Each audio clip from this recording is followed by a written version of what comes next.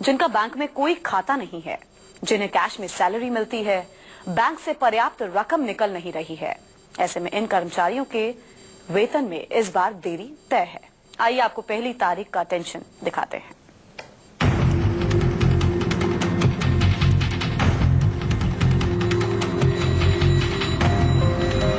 Room का किराया कैसे देंगे, बच्चों के स्कूल की फीस कैसे देंगे, बिजली और पानी का बिल कैसे भरेंगे, घर में रसद कैसे आएगी, जिंदगी कैसे चलेगी। ये वो चंद सवाल हैं जो उन कर्मचारियों के मन में कौंध रहे हैं जिनके पास बैंक में खाता नहीं है, जिन्हें कैश में सैलरी मिलती है। नकद में वेतन पाने वाले कर्मचारियों को पहली तारीख की टेंशन सता रही है, क्योंकि नोटबंदी से उनकी सैलरी पर संकट मंडरा रहा है। मालिक परेशान है, कर्मचारी हलकान है, क्योंकि तमाम कोशिशों के बावजूद बैंक से इतनी रकम नहीं निकल पा रही जिससे फैक्ट्री या दुकानों में काम करने वालों को कैश में सैलरी दी जा सके। इनसे मिलिए, ये है खुशी राणा। दिल्ली में ब्यूटी पार्लर चलाती हैं। खुशी को पहली तारीख की बहुत टेंशन है। पार्लर में दर्जन भर लड़कियां काम करती हैं, उन्हें सैलरी देनी है, लेकिन हाथ खाली हैं।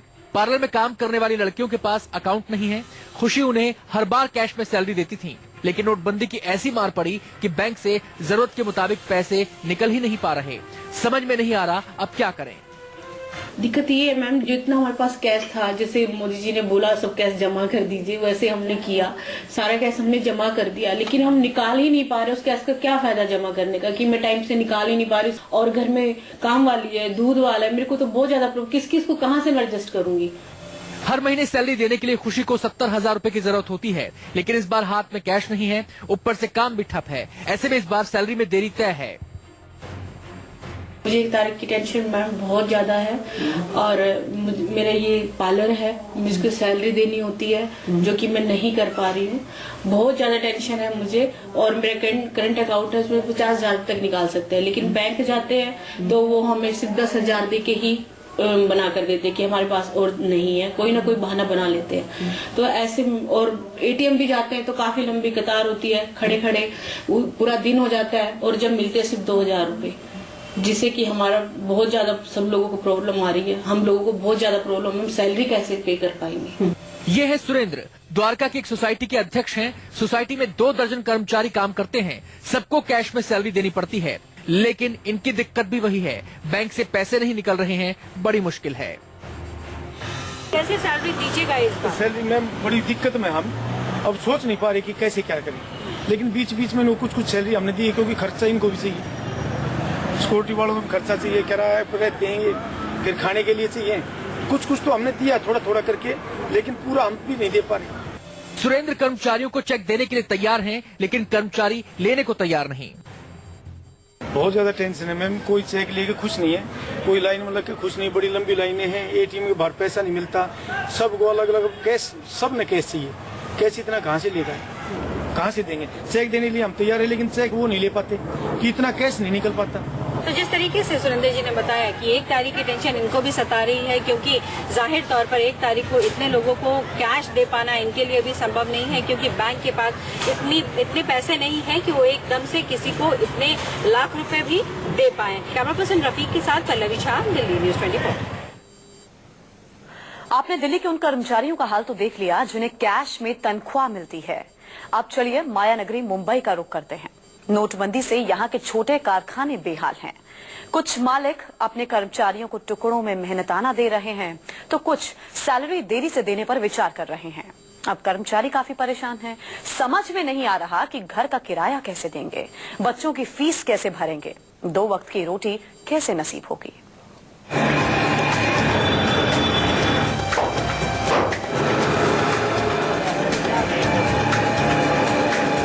बिना सैलरी जिंदगी कैसे चलेगी? मुंबई जैसे महानगर में कैसे जिया जाएगा?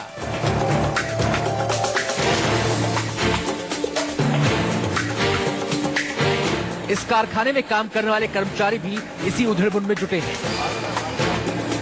मुंबई के छोटे कारखानों का बुरा हाल है। घाटकोपर इलाके में मौजूद ये जीन्स फैक्ट्री है। यहाँ जीन्स तैयार की जाती है, उस पर रंग रोगन चढ़ाया जाता है। तमाम कर्मचारी काम करते हैं, लेकिन सबको कैश में ही वेतन मिलता है। लेकिन इस बार वेतन पर संकट मंडरा रहा है। नोटबंदी की सबसे ज्यादा मार छोटे छोटे कारखानों पर पड़ रही है। अभी महीने की सैलरी देना है, छोटे मोटे कामकाज करना है, ऐसे में पैसे कहां से आएंगे। इस वक्त मैं मुंबई के एक जीन्स की कारखाने में मौजूद हूं। आपको दिखाना चाहूंगा कि यहाँ जीन्स का जो भी काम है वो सब यहाँ पर होता है। इस कारखाने के मालिक मौजूद हैं, हम उनसे बात करने की कोशिश करेंगे। सैलरी का भी कैसे इंतजाम करेंगे? हमको 2-3 लाख रुपए 4 लाख रुपए के महीने में जरूरत कैश की रहती है, लेकिन अभी सरकार ने नोटबंदी का जो प्रोग्राम बनाया है उसमें अभी 8 दिन में 50,000 का लिमिट दिया है। तो अभी तकलीफ तो थोड़ा बहुत रहेगा, लेकिन अभी ये बच्चे लोग को भी बोलते हैं भाई पूरा पगार नहीं मिलेगा आपको, 2-3 हजार आप लेके अभी काम चलाओ, बाद में पैसा मिलेगा तभी आपको देंगे। कारखाने के मालिक परेशान हैं। दिन रात मेहनत करने वाले अपने कर्मचारियों को इस बार सैलरी नहीं दे पा रहे हैं। कुछ कामगार तो इतने परेशान हैं कि गांव भाग गए। जो बचे हैं उनकी सैलरी पर संकट है। बच्चे लोग भी समझते हैं कि बैंक से पैसा नहीं आ रहा है तो सेठ कैसे देंगे, ये हिसाब से हम काम चला रहा है। और बच्चे लोग को बोला गांव में मत भेजो, आप आपका खर्चे के लिए रखो 2-3 हजार रुपया।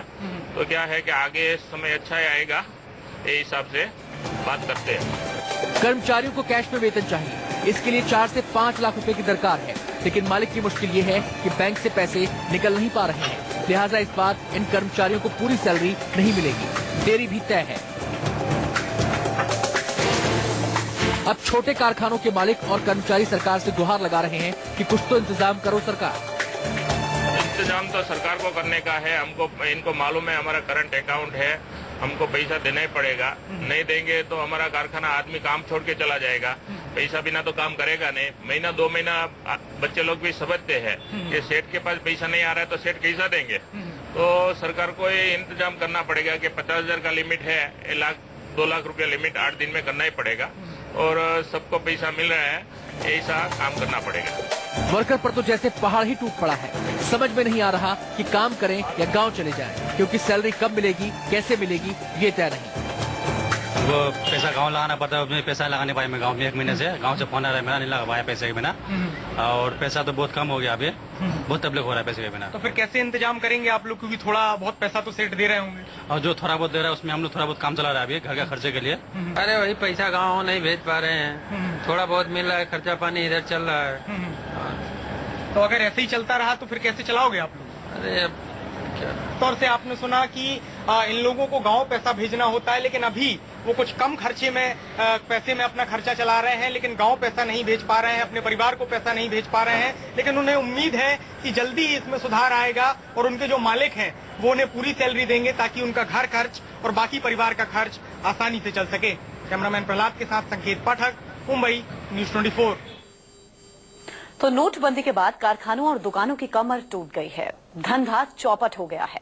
इतनी भी कमाई नहीं हो पा रही है कि कर्मचारियों को सैलरी दे सके। मालिक देना तो चाहते हैं, लेकिन बैंक से जरूरी रकम निकाल नहीं पा रहे हैं। ऐसे में वो खर्च से बचने के लिए अपने कर्मचारियों की छटनी कर रहे हैं। दिल्ली से हमारे संवाददाता जावेद हुसैन की एक खास रिपोर्ट देखिए। नोटबंदी के मामले को 18 दिन हो चुके हैं, लेकिन अभी भी लोगों की परेशानी कम नहीं हुई है। लोगों तक पैसे नहीं पहुंच पा रहे। इस वक्त हम जाकिर नगर वेस्ट में मौजूद हैं। हमारे साथ एक शोरूम ऑनर जिनका नाम जावेद मलिक है। जावेद, आप मुझे बताइए कि पॉइंट ऑफ सेल मशीन का ये था कि लोगों की कतारें कम होगी, बैंक के बाहर लोगों तक पैसे पहुंचेंगे, लेकिन ये पॉइंट ऑफ सेल में कब से आपको कैश बैंक से नहीं मिल पा रहा है? सर 3 दिन से हमें कैश नहीं मिला है। हमें जनरली बैंक सुबह में 1 लाख रुपए देते थे, जो हम लगभग 50 कस्टमर को डिस्पेंस कर सकते थे 2-2 हज़ार रुपए। लेकिन 3 दिन से बैंक में कैश नहीं है, जिसकी वजह से हमें नहीं मिल पा रहा है। सर कुछ नहीं है, मार्केट के अंदर कैश बिल्कुल नहीं है। गवर्नमेंट कुछ भी बोलती रहे, कैश बिल्कुल ना बैंकों के पास है, ना मार्केट में किसी पेट्रोल पंप या हमारे जैसे शोरूम ओनर्स के पास किसी के पास कैश नहीं है।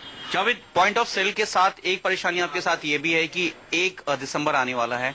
आप अपने अकाउंट से सिर्फ 1 हफ्ते में सिर्फ 24,000 ही विड्रॉल कर सकते हैं। ऐसे में आपके बाकी स्टाफ से आप कैसे सैलरी देंगे? ये भी आपके साथ एक परेशानी आप बता रहे हैं। सर हम 5 लोगों की तो अभी तक छुट्टी कर चुके हैं, जिनको हमने उनका 15 दिन की सैलरी देके अभी टेम्परेरी निकाल दिया है। बाकी हम प्लान कर रहे हैं, अगर यही हालात रहे तो हमें कुछ और लोगों की शायद छुट्टी करनी पड़ेगी। लेकिन ऐसे में तो उन लोगों की रोजी रोटी तो इस नोटबंदी में तो गई ना। सर हम तो खुद ही सफर कर रहे हैं, जब हम ही नहीं रहेंगे तो शोरूम और कहाँ से बिजनेस रहेंगे? बिजनेस तो बिल्कुल। क्या इस बार आपके जो बाकी स्टाफ जो पीछे खड़े हुए हैं, इन तक तो सैलरी इस बार पहुंच पाएगी या नहीं?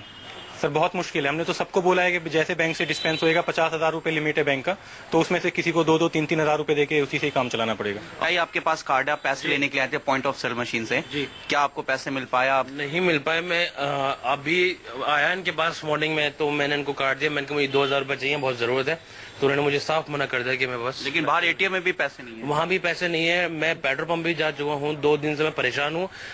मेरे कंपनी ने मेरे अकाउंट में पैसे डाल दिए हैं, सैलरी मेरी डाल दी है, और मैं ये कार्ड लेके जगह जगह घूम रहा हूँ। ऐसे बंदी करा लिया है, सब बंदी हो गया, बैठकी हो गया है, इसीलिए सोचे भाई नहीं काम लगा चलने। 1,000 रुपया मिलेगा, चेक मिलेगा, तो उसके बाद एक 10 दिन 15 दिन बैठेंगे। गोरखपुर में सिर्फ इस क्लिनिक में नोटबंदी के बाद से 38 मजदूर नसबंदी करा चुके हैं। जानकार बताते हैं कि नोटबंदी की मार ऐसी ही पड़ी तो ये संख्या तेजी से बढ़ भी सकती है।